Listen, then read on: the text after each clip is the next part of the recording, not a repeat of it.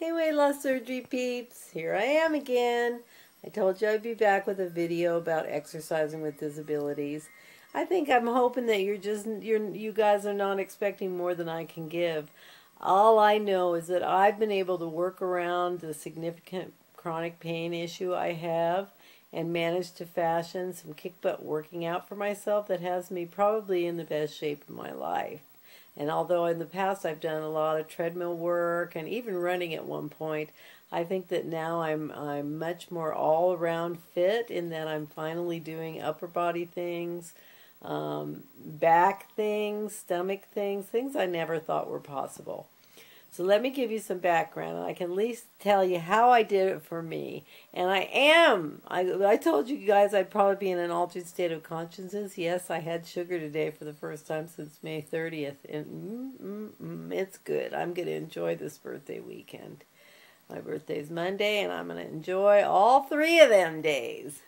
Anyway, what happened for me is that originally my original physical issue was I have a 38% upper back disability, upper back and arm disability created by working in a medical lab where I was the office staff, but our office equipment was in a former lab, so that there were these high tables, so we were literally typing like this. Hello. Of course I ended up with upper back problems, and I'm rated 38% disabled for that. I managed to kind of, get past that and work around that. But I developed sciatica, and I honestly think, that all those things are always connected. The knee bone's connected to the thigh bone, yada, yada, yada. Obviously, when you have one part of your body that's affected in that way, it's going to trickle down to the other parts of your body. And I eventually had a couple of serious sciatica flare-ups that caused me to actually be disabled for weeks at a time. And unfortunately, maybe because of a fall I suffered, I don't really know, a piece of bone broke off of one of my discs and lodged on the sciatic nerve. People, that was really painful. I gave birth to a 10-pound baby at home, and that pain didn't come anywhere near what it's like to have that piece of bone on my sciatic nerve. Even though I had had a lifelong feeling that you shouldn't have back surgery and it's not a good idea to let doctors into your back, if they could have taken it out in their office with a butter knife, I would have had them do it. It was like, get it out of there. Anyway, I did have that removed in back surgery in 2004. Unfortunately, that left me with permanent nerve damage in my lower back. It's the part of the nerve is dead. The part that's alive, unfortunately, makes itself known frequently. I've lived with chronic pain in that area since that time. It's not a great thing. I can't sit for any length of time. That's probably the biggest issue. So long car rides, for example, are very difficult for me. Even being in a movie theater is difficult for me. So I have to stand frequently or pay the consequences, basically. And I've managed to fashion a work environment for myself right here. The reason you see me on this bed a lot is that I fashioned a workspace for myself with cushions and things and a way to work comfortably so that I can't be at a desk any longer. Then in addition, I suffered 3 debilitating falls with various injuries, including a severe shoulder dislocation, broken bone in my leg from one of the falls, and knee problems. So I now have nerve damage in both of my knees, along with everything else. So basically, I came into the working out situation a mess. What can I say? I used to be, before much of this happened, I was somebody who knew that I needed to be fit and be active in order to keep my weight down. And at one point I ran until my chiropractor made me promise never to do it anymore because he felt it was too hard on the musculoskeletal system. I then used the treadmill, stair stepper, all those things, and did them very, very regularly.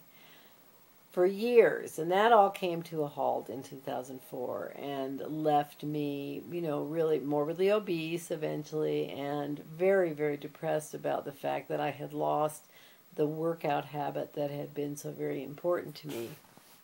So the first thing that I found, and probably one of the things I want to encourage all of you to look into if you have chronic pain or physical issues, is the water. The light bulb went on for me when my physical therapist, after a knee surgery, put me in the water for physical therapy, and I was like, whoa, this doesn't hurt. I can do stuff in the water. And boy, that got me started. And I started doing water aerobics with our local YMCA. And you got to put aside that fear of the bathing suit people. Nobody gives a dang about that. They are first of all, they're all too busy thinking about themselves in their bathing suits.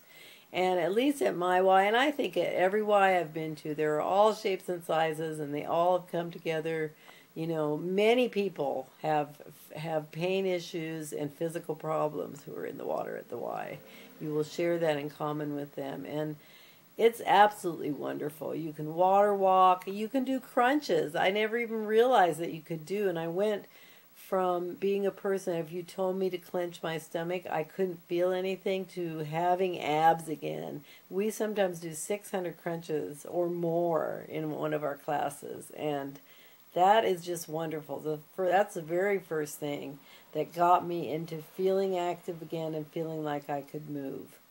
Then once I started to take the weight off after my surgery, my vertical sleeve gastrectomy in May of 2011, I started feeling the need for maybe a little bit more to do, and feeling the desire to try some other things. And one of the things I really had my eye on was Zumba, and it looked like fun. It hardly even looked like exercise. It just looked like a joyful thing to do. And I tried my first Zumba class in November. And the thing that I want to stress to you, and the thing that has made me able to incorporate Zumba, in fact, I do 11 classes a week right now, is that I am very careful of my body. I know, for example, that I cannot jump. Now, they do jumping in Zumba. They do jumping jacks, and when they go back and forth, kicking out their legs and stuff, there's a jump and a spring to it. And I simply do not do that. I have realized that I would much rather adapt what they're doing to what I'm able to do than show off or show that I can do it and maybe lose the ability to do it. It means too much to me. So I'm not going to risk my body in order to be doing what they're doing, but I'm going to be participating and yet taking care of myself. So when they do jumping jacks, I merely just move my legs back and forth in the way that they are without jumping. I'll do my hands, just like they are, and I'm still getting a workout. I mean, I would say that in doing 2 classes a day, I might come out with the workout level of maybe 1.5, because I do have to tone it down a bit in order to honor my body. I don't twist my knees because I can't risk my knee damage. I don't squat as deep as they do. I do what I can, and I always keep a check going on what's going on with my body and make sure that I don't exceed my abilities. Now, if you're the kind of person that has to do what everyone's doing and show that you're getting it or show that you're good, then this approach isn't going to work for you. You have to always listen to what's going on in your body and honor that so that you can keep on doing it. And the great thing about it is you get stronger and stronger as you're going on, so that I can do much more now than I could when I first started. The other thing that I really want to recommend to you is that you challenge your teacher by explaining what your disabilities are in a given class and having the workout tailored for you.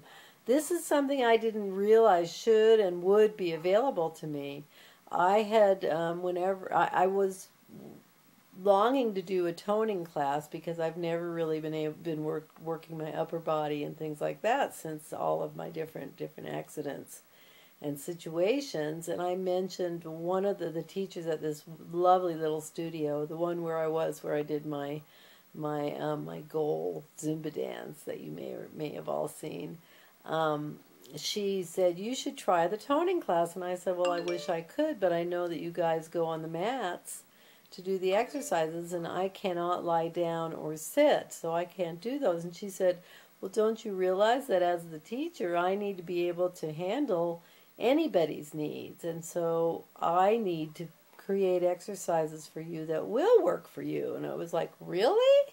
So now I'm now doing 2 to 3 toning classes a week.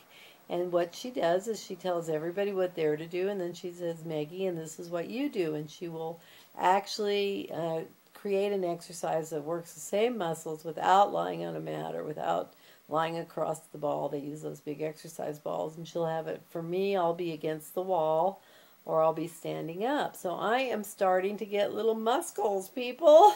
Oh my goodness. And my stomach is toning more, my midriff is toning more. My poor back that has been ignored for so long is also finally being challenged and being worked out. So that is a thing I really suggest to you, is that you put to the teacher the fact that you have these issues and that they need to adapt what they do to suit you. That never occurred to me, that I had the right to ask for that. And she said that she actually loves being challenged as a teacher that way. I'm starting a new workshop with her, a 5-week workshop next week that's about fat loss and exercises tailored to reducing fat percentage and not necessarily just weight. And I'm bringing 4 different women from the Y to this other studio for this, and they all have varying levels of morbid obesity and physical issues. And you know, so she's going to tailor everything to all of us at our various different levels. And that is a good teacher, and that is what you deserve if you have problems. So I hope I've helped a little. I hope that this is what you'd hoped it would be, and I encourage you to ask me questions, because I'm sure there are some things I could share with you or that I would know for you that that might help you. And I want you to know how important it is just to get out there and move, get your blood flowing, get the air going into your lungs. And before I forget it, hey, the very first thing I was able to do is walk. Walking is just the best exercise. If you are able to do that at all, start with going a few blocks, add a little time, you know, go with a friend, go with the best thing is to walk with a dog, because my dog relies on us for that, and so that keeps us out moving. I went from being able to walk a couple of blocks after my surgery to now going 3 miles a day, and that has my legs strong, and it's great for a nice little date for you and your significant other as well. My husband and I love that time together. We love talking, walking our dog, and enjoying the beautiful bay. Anyway, I will be back soon. It's my birthday Monday. Maybe I'll make a little birthday video of me in my tiara. Bye-bye, everyone. See you soon. Ask questions. I'm here to answer. Mwah!